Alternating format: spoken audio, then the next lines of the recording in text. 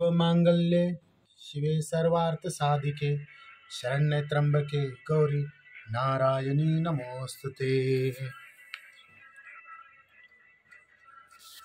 ध्याने घ्यावी श्री लक्ष्मी देवीची कहाणी। द्वारपाल युगातील सौराष्ट्र देशांची मोहिनी। 8 पाट नगर होतं। तिथं एक राजा होता।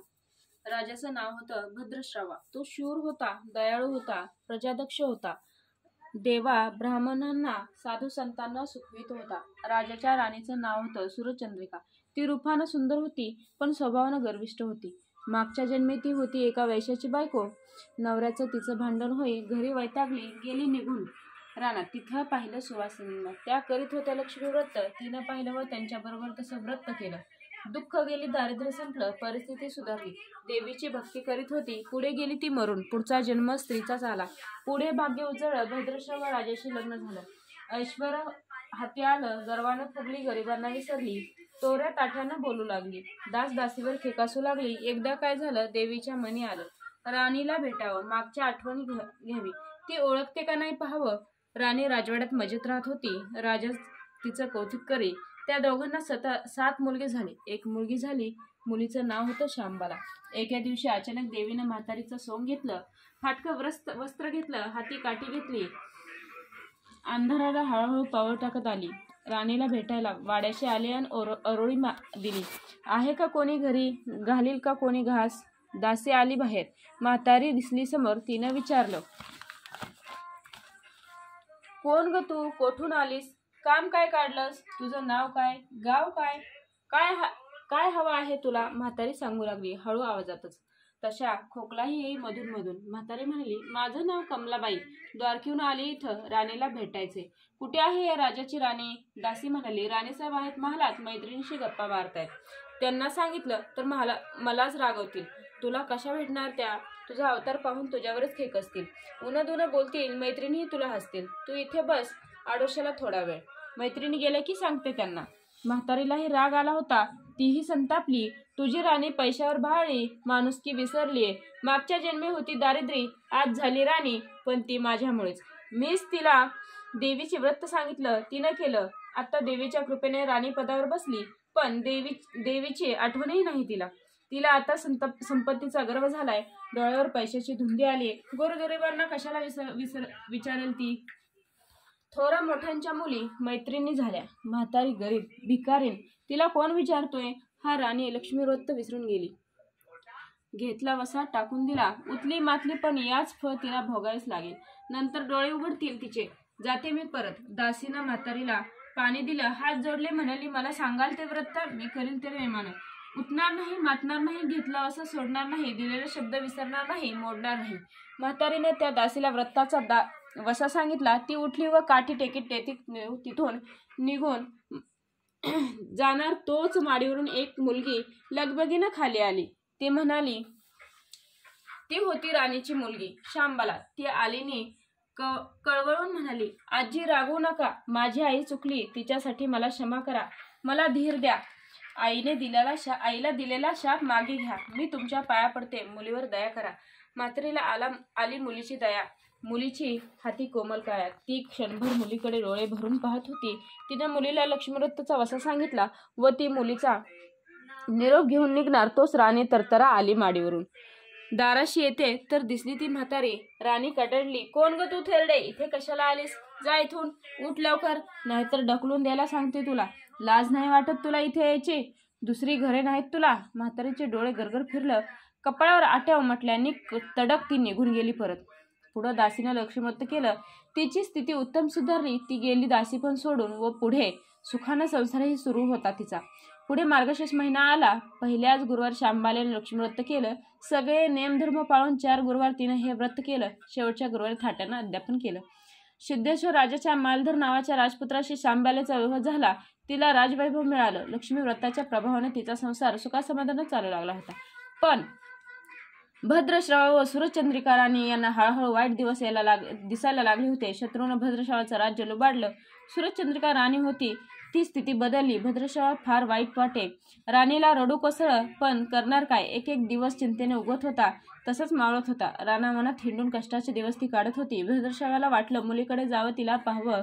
तो एकदाच तिच्या घरी निघाला. चालून चालून दमला होता. नदी तीरात दिवसासाठी थांबला. राणीची दासी नदीवर येत होती. तिनं भद्रश्रावांना पाहिलं, ओळखलं. परत लगबगीने घरी गेले. राजाला बातमी सांगितली. मालधारानं माणसं पाठवली. रथ पाठवला. शूरांना घरी आणलं. मान सन्मान केला. नवी वस्त्र दिली व गळ्यात हार घातला. शांबाला वडिलांची नीट व्यवस्था ठेवत होती. राजाचे दिवस मजेत जात होते. आता परत जायचा विचार त्याच्या मनानं घेतला. जावयाला तसंच सुचवलं. भद्रश्रावा मुलीचा व जावयाचा निरोप घेऊन निघाला. जावयानं नोकराजवळ एक हंडा दिला. मोहराने भरला होता तो. नोकराच्या सोबतीनं राजा पुन्हा घराकडे परतला. चंद्रिकेला भेटला. हंडा पाहून ती खुलली. हंड्यावरचं झाकण काढलं. आत पाहते तो काय?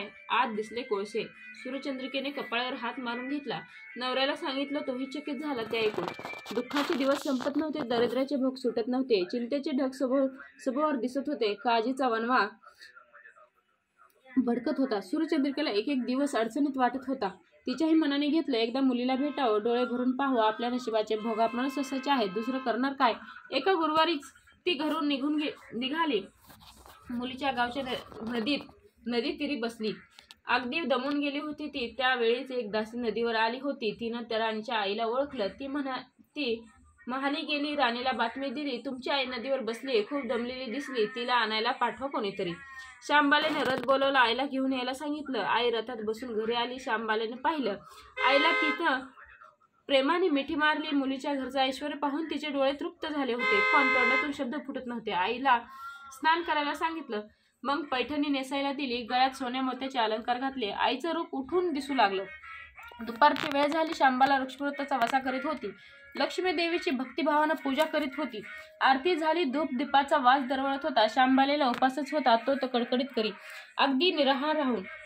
आईच्या जेवणाची तयारी झाली होती. तिनं आईला जेवायला बोलवलं आणि आईला मागच्या जन्माची आठवण झाली. ती लक्ष्मीवृत्तीचा वसा करत होती. लक्ष्मी देवीच्या कृपेने ती राणी झाली होती. ती म्हणाली, श्यामा, मी पण जेवत नाही. मीही तुझ्याबरोबर उपवास करीन. श्यामा, ठीक आहे. मार्गशीर्ष महिनाच होता तो. 4ही गुरुवार मुलीने केलेले व्रत तिच्या आईने पाहिलं होतं. भक्तिभावाने नमस्कार करीत होती, उपास करत होती. सर्व दुःख दूर व्हावीत म्हणून प्रार्थना करत होती. महिना संपला व घरी जायचे विचार ठरला. तिला पोचवायला शांबाला बरोबर गेली होती. 4 दिवस राहून शांबाला परत निघाली. मालधाराने पूर्वी पाठवलेला हंडा तिने घेतला. त्यात मीठ भरलं व तो नोकराजवळ देऊन ती पुन्हा आपल्या वाड्यात आली. मालधाराशी गप्पा गोष्टी वेळ जात नव्हता. त्यानं सहज विचारलं, माहेरून काय आणलंस? शांबालेने बरोबर आणलेल्या हंड्याकडे बोट दाखवलं. मालधारानं झाकण काढलं. आता काय दिसलं त्यात? मिठाचे खडे. अगं बेडे, हे मिठाचे खडे कशाला? इथे नाही का मिळत मीठ? हो, मिळतं ना, पण हे मीठ माझ्या वडिलांच्या राज्यातलं आहे. वडिलांचं राज्य सौराष्ट्र होतं. तिथल्या शेजारच्या समुद्राचं आहे हे मीठ. समुद्रावरील दूर माझ्या वडिलांचं राज्य पसरलं होतं. पण आज शांबालेच्या सांगण्यातली गोम राजानं हेरली होती. पण तो राजाच्या विचारचक्रात गुंतला होता. शांबाला सांगत होती, हे मीठ जीवनाचं अमृत आहे. मिठानंच अन्नाला रुची येते. मीठ नसेल तर सारे पदार्थ आणि बेचव. जो माणूस जिथं मीठ खातो तो धान्याशी नेहमीच इमानी राहतो. त्यांचं रक्षण करतो. कामात कसूर झाली तर प्राणार्पणही करतो. मालधाराचं विचारचक्र थांबलेलं नव्हतं. त्याने ताबडतोब आपले सेवक आपल्या सासऱ्याकडे भद्रश्रावाकडे पाठवले व त्यांना ताबडतोब बोलावून घेतलं. भद्रश्रावाला त्या तातडीचे बोलवण्याचा काहीच अर्थ कळत नव्हता. पण अधिक विचार न करता तो तातडीने जावयाकडे आला. दोघांची गुप्त बैठक झाली. त्यातून एक नवा विचार निश्चित ठरला. भद्रश्रावानं आपली अनुमती दिली होती. मालधारानं आपल्या मुख्य सेनापतींना ताबडतोब भेटून जाण्याची आज्ञा केली होती. सेनापती आले व त्यांना मालधारानं आदरपूर्वक वंदन केले. काय आज्ञा असे नम्रपणे विचारलं. भद्रश्रावाचं राज्य जिंकून घेतलेल्या शत्रूवर ताबडतोब स्वारी करून जायचंय. प्रत्येक सैनिकाच्या हाती या हंड्यातला एक मिठाचा खडा द्यायचा. शपथ घेऊन शर्तीनं झुंजायला सांगायचं. राजाच्या आज्ञेनुसार सेनापती सर्व व्यवस्था केली व दुसऱ्या दिवशी सेनाने घेऊन शत्रूवर हल्ला चाल केली. शत्रू बेसावध. मालधाराचे सैनिक अधिक सावधगिरीने शत्रूच्या राज्यावर तुटून पडले.